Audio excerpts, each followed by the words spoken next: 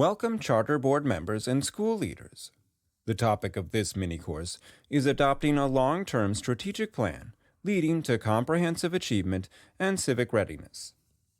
Quality plans and reports not only meet requirements, but also serve as effective communication of your school's mission, vision, goals, strategies, use of public funds, and progress. Would you like to review the law and gain ideas for adopting the long-term strategic plan? Would you like resources shared by another charter school to help do so? This mini-course may help you. In this mini-course, you will review the law, gain ideas, test your knowledge, and receive a certificate of completion. When reviewing the law and ideas, think about how you can help the school to adopt and carry out the strategic plan. Let's start by reviewing the law.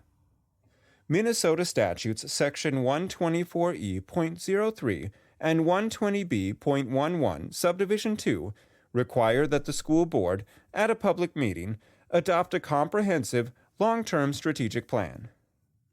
The purpose of the plan is to support and improve teaching and learning aligned with creating comprehensive achievement and civic readiness. Minnesota Statutes Section 120B.11, Subdivision 1, defines the long-term strategic plan as striving to meet the following 5 goals. 1. Meet school readiness goals. 2. Close the achievement gap among all racial and ethnic groups of students and between students living in poverty and students not living in poverty. 3. Have all students attain career and college readiness before graduating from high school. 4. Have all students graduate from high school. 5. Prepare students to be lifelong learners. Minnesota Statutes Section 120B.11, Subdivision 2, specifies that the long-term strategic plan must include at least the following 12 items. 1. Include clearly defined school goals and benchmarks for instruction and student achievement for all student groups. 2. Include the school's process to assess and evaluate each student's progress toward meeting state and local academic standards. 3. Include the process to assess and identify students to participate in gifted and talented programs and accelerate their instruction. 4. Include the process to adopt early admission procedures if the school provides early admission to kindergarten. 5. Include the strengths and weaknesses of instruction in pursuit of student and school success. 6. Include the curriculum affecting students' progress and growth toward career and college readiness. 7. Include the system to periodically review and evaluate effectiveness of instruction and curriculum. 8. Include the strategies for improving the English language development and, where practicable, the native language development of English learners and their academic achievement. 9. Include the process to ensure children in low-income families are not taught at higher rates than others by inexperienced, ineffective, or out-of-field teachers. Likewise, include the process to ensure children in families of people of color and in American Indian families are not taught at higher rates than others by such teachers. 10. Include education effectiveness practices that integrate high-quality instruction, technology, and curriculum that is rigorous, accurate, anti-racist, and culturally sustaining. 11. Include a list of suggested and required materials, resources, sample curricula, and pedagogical skills that accurately reflect the diversity of Minnesota. 12. In addition, the law requires that the school provide an annual budget for continuing to implement the strategic plan. Minnesota Statutes Section 120B.11, Subdivision 5, requires the school board to publish a report each year on progress with the long-term strategic plan. Schools must also submit a summary of the report to the commissioner each year in a form and manner the commissioner determines. To summarize, what does a board need to know to effectively adopt the long-term strategic plan, leading to comprehensive achievement and civic readiness? A school board is responsible for adopting a long-term strategic plan. The strategic plan is a comprehensive, multi-year plan adopted at a public meeting to support and improve teaching and learning, aligned to creating comprehensive achievement and civic readiness.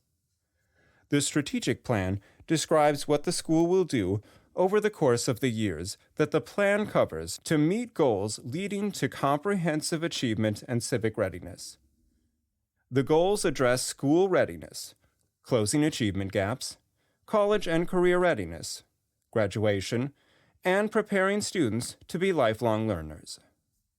The board must publish a report on progress with the long-term strategic plan and submit a summary of the report to the commissioner. What are some ideas that may help the school board adopt the long-term strategic plan that meets all of the requirements? Create a checklist of the requirements for the strategic plan and verify that all components are included before approving it. Use the checklist of requirements as an outline when developing and revising the school's long-term strategic plan. Align the goals in the school's long-term strategic plan and the goals in the charter contract. Verify that the school's budget includes all costs associated with implementing the school's long-term strategic plan.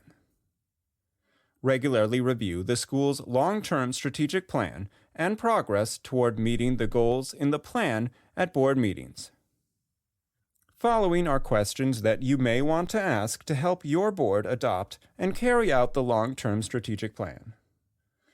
What are the school's strategic plan goals, and are they specific and strategic, measurable, attainable yet rigorous, results-based, and time-bound? Are the school's charter contract goals aligned to the goals in the school's long-term strategic plan?